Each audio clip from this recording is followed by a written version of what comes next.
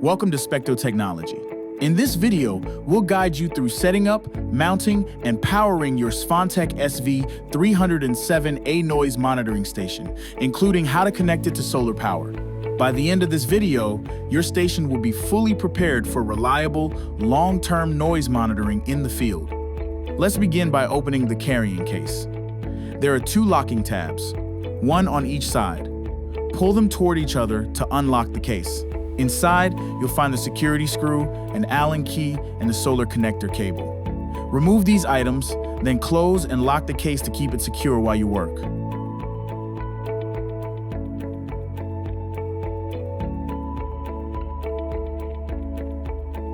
Hold the upper portion of the station with one hand and the lower cylindrical casing with the other. While keeping the top steady, turn the lower casing counterclockwise to separate the two halves. Carefully pull the top half away to expose the connectors. On the bottom half, lift the black rubber tab to reveal the cable opening. Feed the power cable through the opening.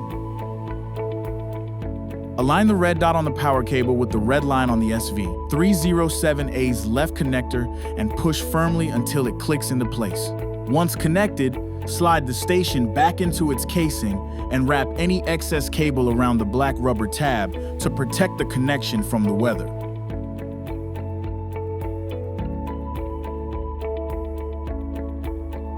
Next, let's mount the station. Insert the mounting screw through the bottom of the bracket and align it with the threaded port at the base of the station. Tighten the screw clockwise by hand, then use an 8mm Allen key to secure it firmly.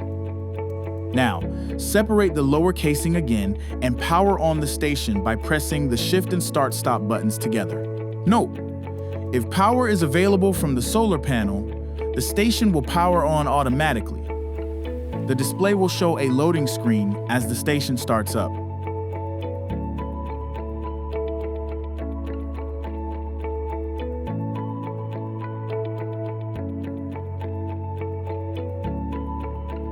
Let's secure the station by screwing in the security screw by using the Allen key provided with the station.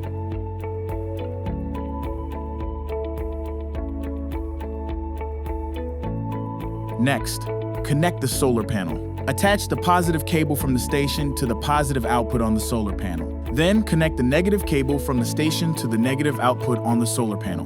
Make sure each connection is firm and secure. Finally, remove the protective cap located on the top of the station. Your SV307A is now mounted, powered, and ready for operation. You are ready to go. This video is brought to you by Specto Technology, a world of solutions.